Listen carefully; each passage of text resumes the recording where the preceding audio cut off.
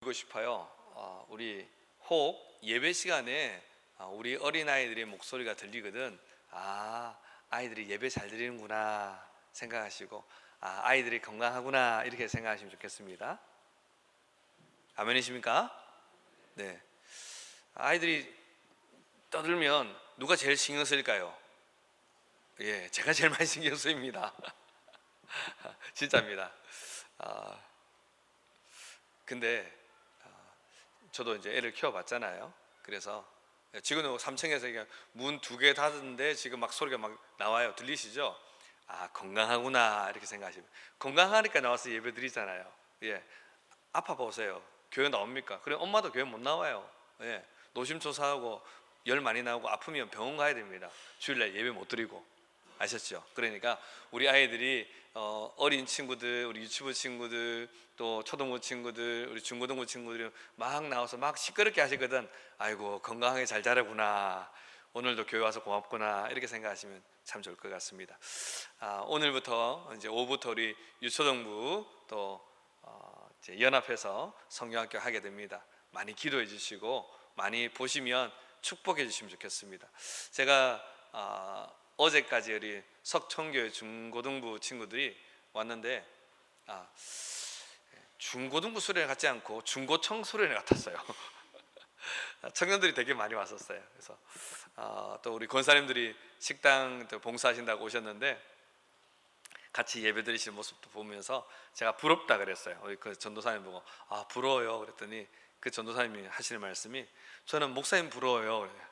왜요? 그랬더니 자체 수련회 안 하고 가잖아요. 가면 쉽습니까? 네.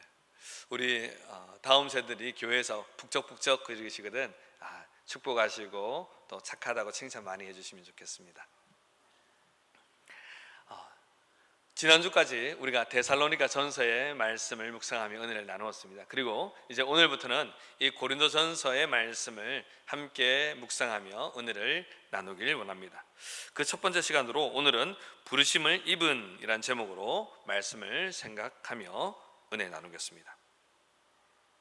바울은 제2차 전도 여행 중에 아덴을 지나서 고린도에 이르게 됩니다. 그리고 이곳 고린도에서 약 1년 반 정도를 머물면서 계속해서 복음을 증거하게 되고, 그로 말미암아 세워진 교회가 우리가 아는 고린도 교회입니다. 자, 그런데 이 고린도는요, 당시 에게해 들어보셨죠? 에게해와 아드리아해 사이에 있는 좁은 지역에 위치한 항구 도시였습니다. 그런데 또 지역적으로 보면 수도 행정 편제상으로 보게 되면 로마 정부의 아가야라는 큰 지방 안에 있는 수도이기도 했습니다. 또한 바울이 살았던 이 시대는요, 고린도는 아테네보다 더 큰 로마 제국 안에서 위치한 그런 네 번째로 큰 도시이기도 했습니다. 당시 60만 명이 넘는 그런 매우 경제 활동이 활발한 그런 상업적인 도시이기도 했습니다. 항상 항구 도시는 붐비고 또 물자도 많고 또 경제적인 부분들이 부한 곳이 바로 항구 도시이죠. 고린도도 그랬던 것입니다. 그래서 고린도에는 야외 극장, 운동 경기장, 각종 이방 신전들 이런 것들이 많이 세워지게 됩니다. 특별히 고린도 이 도시 한가운데는요, 그리스 로마 신화에 나오는 미의 여신 아프로디테를 향한 그런 신전이 있었습니다. 중요한 것은 그 신전 안에 매춘부가 약 1000명 정도 있었다고 합니다. 왜 그러면 이렇게 이제 이방 신을 향한 이 신전에 매춘부가 있었느냐라고 질문할 수 있는데, 그 당시에 사람들은 아프로디테 여신에게 제사를 드리는 방법 중에 하나가 바로 이 매춘부와 돈을 주고 관계를 갖는 것, 이것이라고 믿었던 것입니다. 그러니 자연스럽게 이 이방 신전 앞에 나오면 그들은 이렇게 돈을 주고 그런 행위들을 했던 것입니다. 또한 이 고린도에는요, 이런 아프로디테를 위한 신전만 있는 것이 아니라 아폴로 들어보셨죠? 태양의 신 아폴로를 위한 신전도 있었습니다. 그런데 여기에는요 매춘부가 아니라 어린 남자아이들을 두었습니다. 그래서 동성애의 온상이 되기도 했습니다. 그러다 보니까 고린도 전서에는 이 음행, 성적인 관계 이런 부분에 대해서 많이 언급되고 있는 것입니다. 이 고린도가 얼마나 타락했는지 코린티아 존마이라는 이 헬라어 단어가 있습니다. 이 단어는요 문자적으로 보면 고린도인처럼 행하다라는 뜻입니다.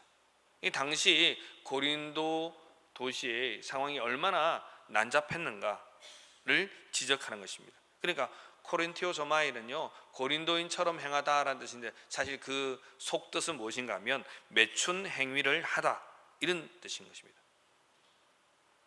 바로 이런 도시에 지금 사도 바울이 발걸음을 하게 되었고 이 발걸음을 했을 때 사도 바울 역시도 마음이 그냥 담담했던 것은 아니었다라고 말합니다. 2장 3절은 약하고 두려워하고 심히 떨었다라고 말합니다. 무슨 말입니까?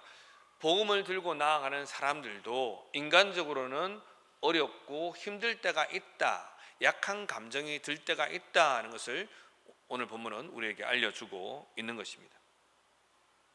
하지만 자기 자신을 이방인의 사도로 세우신 우리 주 예수 그리스도의 그 사명 주심에 따라서 그는 그곳에서 복음을 전하기로 작정을 하죠. 그러다 보니까 어떤 일이 생깁니까?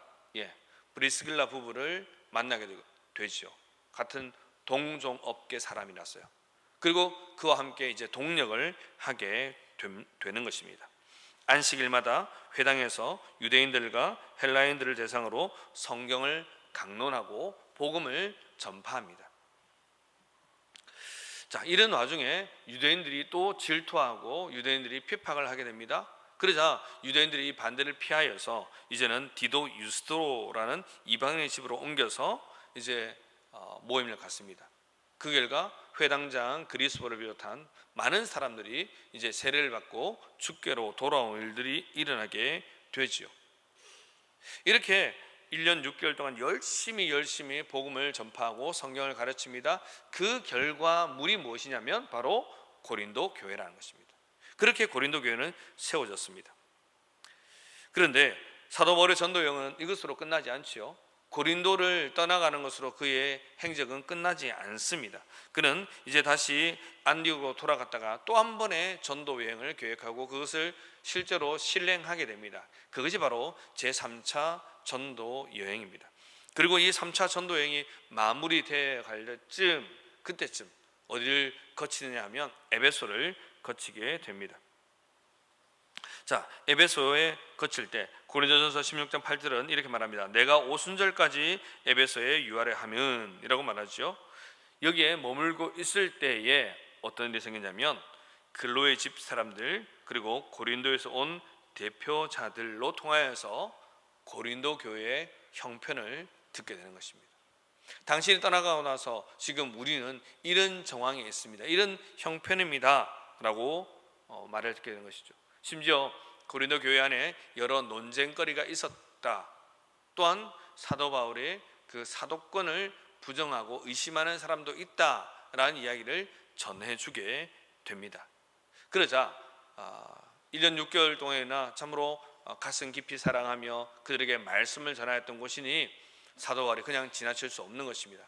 갈 수는 없고요. 그러니까 편지를 보내게 됩니다. 그 편지가 바로 오늘 함께 읽은 이 고린도 전서라는 것입니다. 그래서 고린도 전서는요 바로 이런 교회 안에 있는 여러 논쟁거리에 대한 답을 주기 위해서 또 자신의 이 사도권에 대해서 분명히 말하고자 적고 있는 것이 바로 고린도 전서라는 것입니다. 자, 그런데 사도 바울은 자기 자신을 어떻게 소개하고 있습니까? 1절 말씀 우리 같이 읽어볼까요? 1절 시작.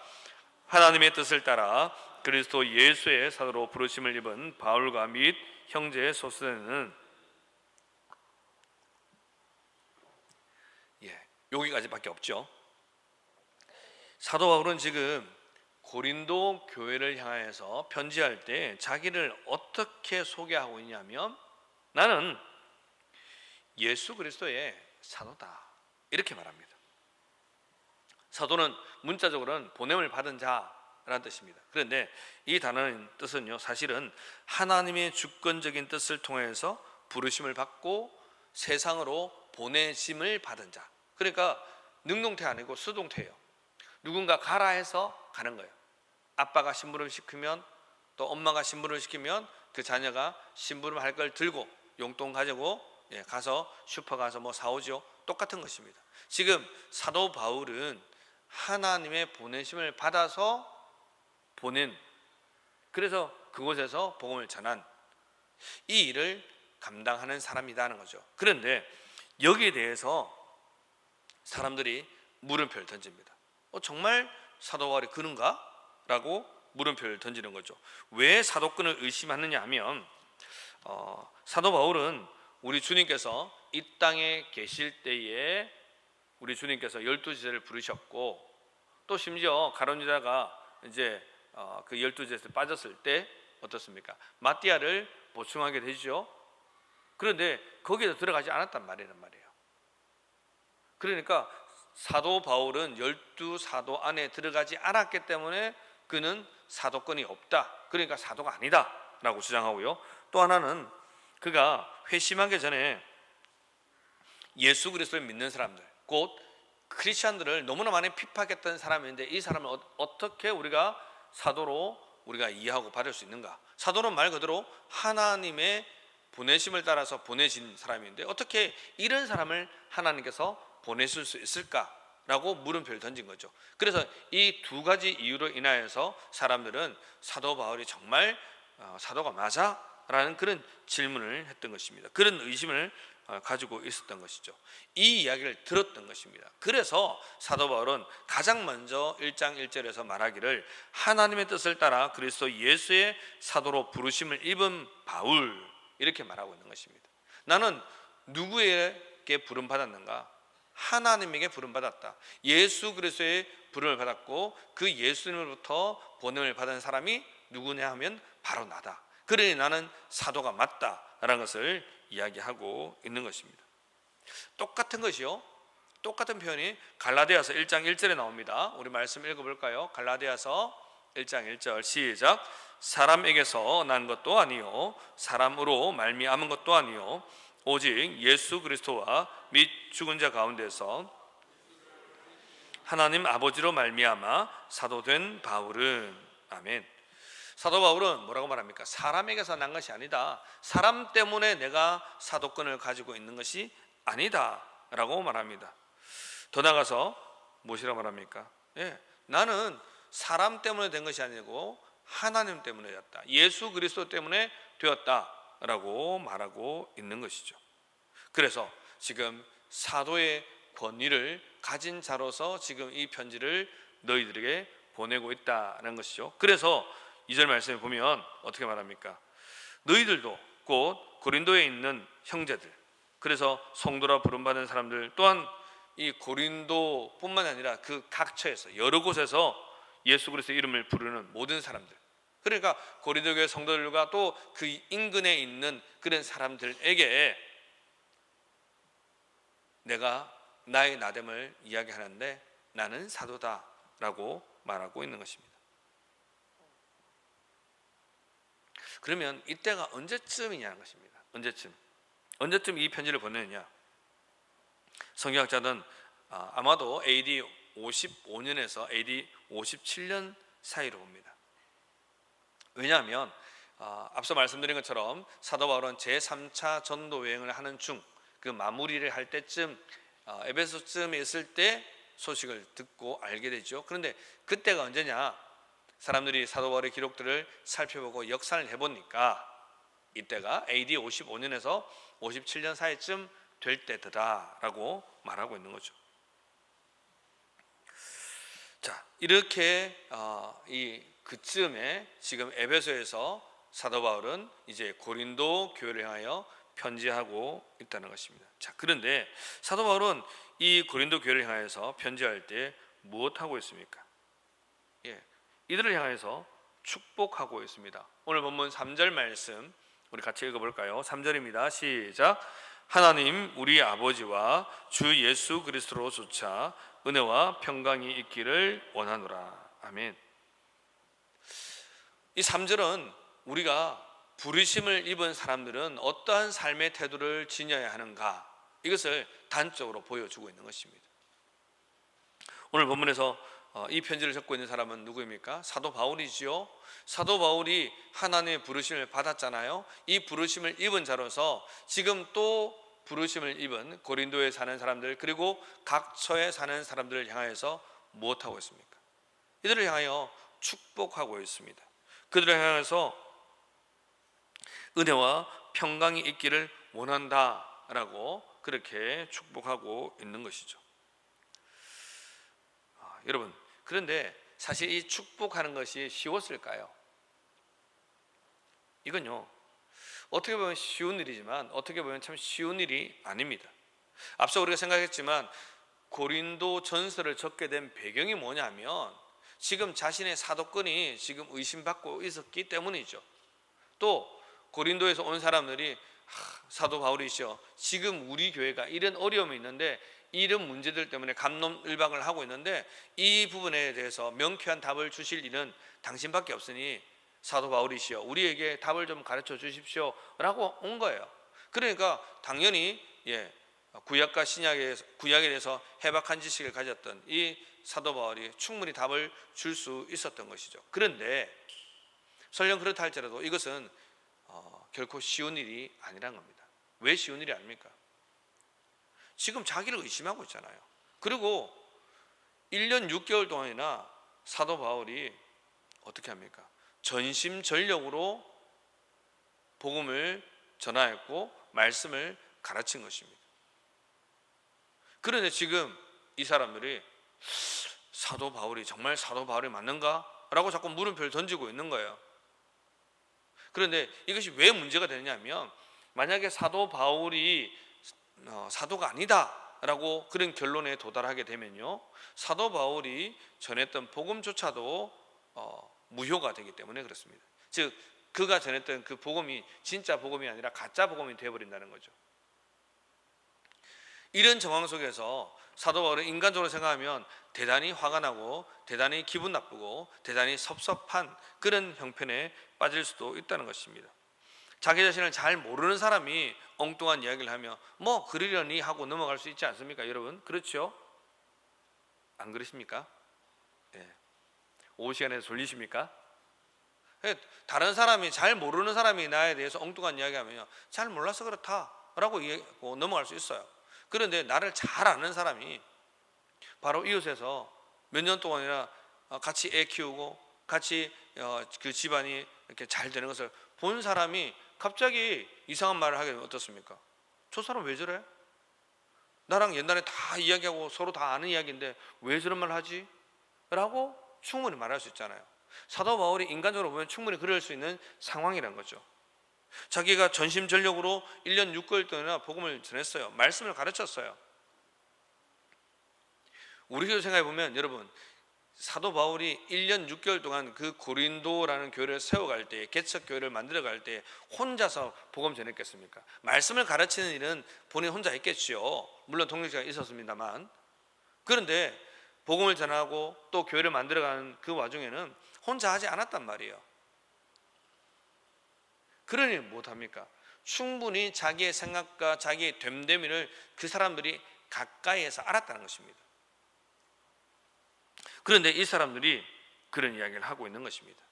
인간적으로는 도무지 이해할 수 없고 또 축복하기 너무 어려운, 속에서 뭔가가 올라올 것 같은 그런 느낌적 느낌이 있는 이런 상황 속에서 사도 바울은 무엇 하느냐면 그들에게 축복하고 있는 것입니다. 하나님의 은혜와 평강이 너희들의 있기를 원한다라고 말하고 있는 것입니다.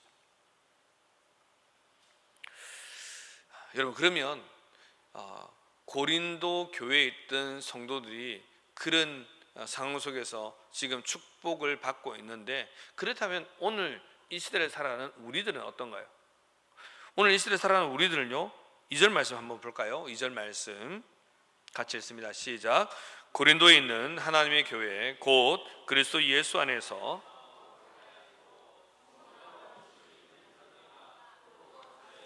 우리의 주 곧 저희와 우리 주 대신 예수 그리스도의 이름을 부르는 모든 자들에게라고 말합니다. 네, 이렇게 성경 기록하고 있어요.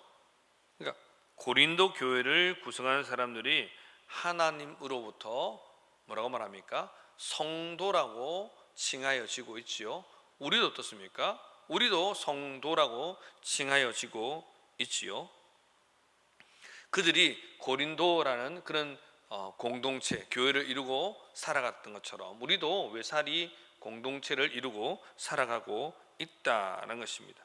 자, 그렇다면 이제 어떤 결론이 도달하느냐 하면요, 약간 희한하게도 이상하게도 우리 곁에 있는 사람들이 실수하고 잘못하고 오해해도 우리는 기다려주고 축복해 주어야 한다라는 결론에 도달합니다.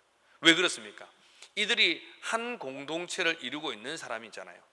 인간적으로 보면 섭섭하고 답답하고 화나고 억울하고, 딱 그렇습니다. 지금 사도 바울이 지금 고린도를 떠났다고 해서 그의 마음이 고린도에 없겠습니까? 아닙니다.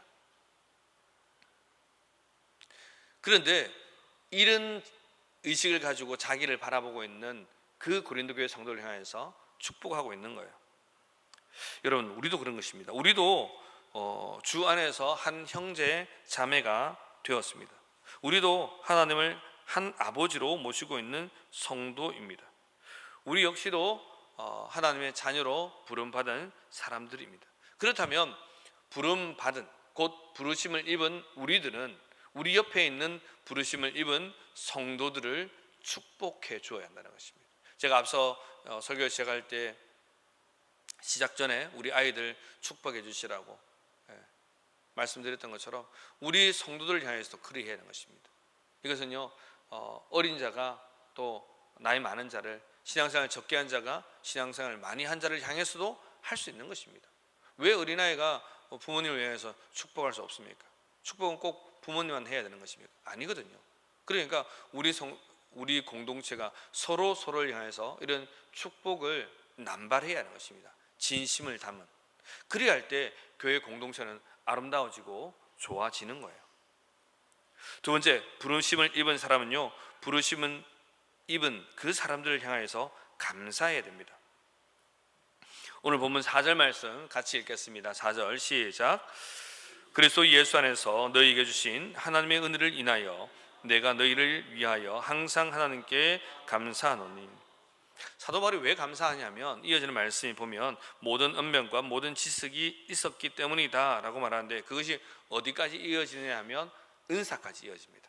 그러니까 내가 너희들을 인하여서 감사할 수 있는 것은 너희들이 하나님을 아는 지식도 있고 너희들 가운데 하나님께서 주신 그 은사도 있기 때문이다. 그 은사를 잘 활용하고 있다. 그래서 감사한다 라고 말하고 있는 것입니다. 자, 그런데 이 은사를 정말 잘 활용했는가? 그렇지 않다는 거죠. 이 은사로 인하여서 교회가 어지러워지고 있는 것입니다. 그래서 사도 바울은 이 은사를 주신 하나님께 감사한다. 하나님을 높이고 있는 것입니다. 은사 받은 너희들을 고맙고 잘하고 있다. 이렇게 먼저 이야기하는 것이 아니라 은사를 주신 하나님께 감사한다 라고 말하고 있는 것입니다.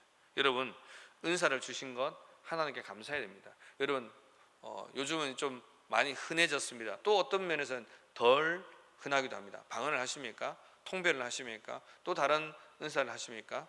네, 그 은사를요 가지고 우리는 자기를 나타내면 안 됩니다. 고린도서 말씀처럼 자기를 드러내 사용하면 안 됩니다. 몸된 교회의 유익을 위하여서 사용해야 합니다.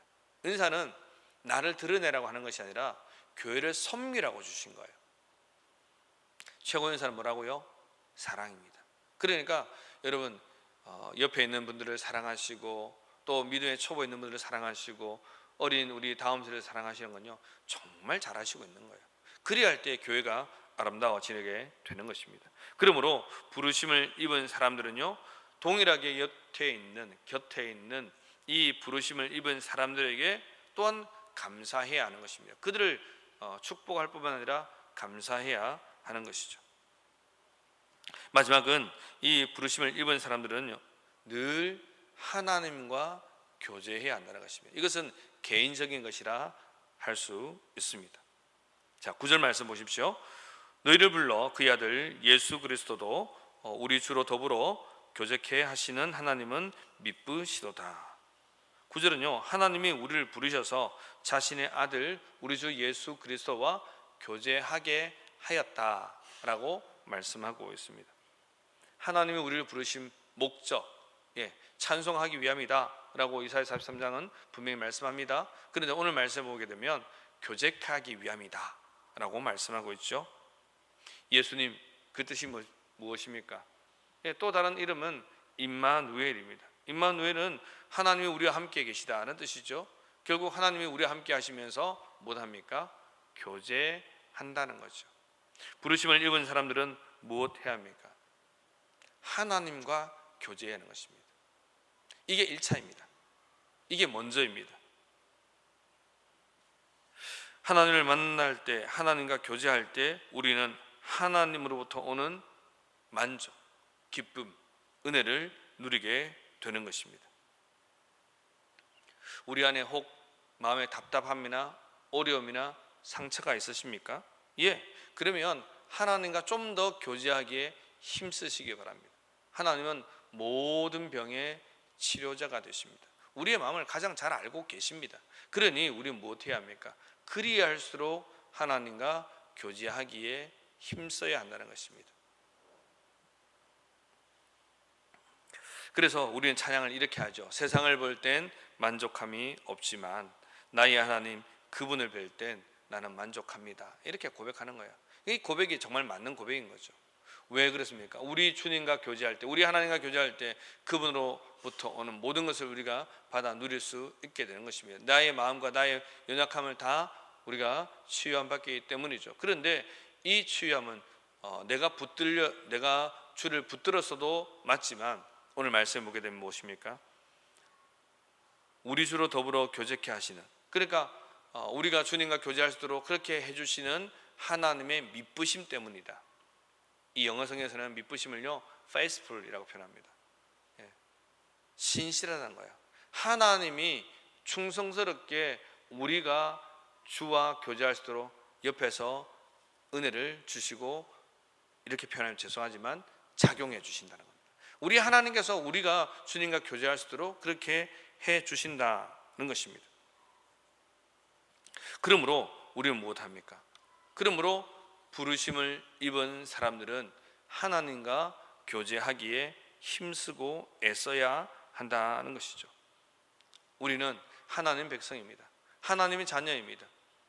그렇다면 우리가 어떻게 하면 더 하나님을 기쁘시게 할까 생각할 수도 있겠고요. 또한 우리가 하나님의 성도이기 때문에 이 세상 가운데서 어떻게 하면 성도로서 잘 살아갈 수 있을까, 그 고민의 답은 바로 우리 주님과 교제함이라는 것입니다. 우리 주님과 교제하게 될 때에 우리의 이 영적 수준도 올라가고 또 우리 영적 수준도 깊어지게 될 것이며, 또한 우리가 그 주님과 교제하는 그 교제함을 가지고 우리 옆에 있는 형제들과 또 교제할 수 있는 것입니다.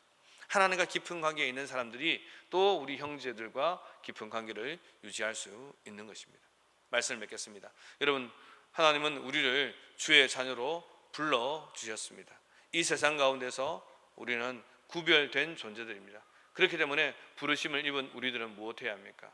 무엇보다 하나님 주신 이 은혜를 가지고 많은 사람들, 옆에 있는 동일하게 부르심 입은 사람들을 향해서 축복해야 하는 것이죠. 또한 우리는 이 부르신 은혜 가지고 우리는 다른 사람들을 향해서 섬기는 것, 그것보다 먼저 하나님과 교제하기에 힘쓰고 애써야 한다는 것입니다. 그리할 때 우리는 하나님께서 원하시는 그런 더 좋은 성도, 또 그런 좋은 성도가 모여져 있는 공동체, 아름다운 교회가 될 수 있다는 것입니다. 이 사실을 기억하시고 날마다 부르심을 입은 자라서 하나님께 영광과 감사와 기쁨을 돌려드리기에 애쓰고 노력하는 그런 저와 여러분 모두가 되시길 주님의 이름으로 축복합니다. 아멘. 우리 함께 기도하십시다.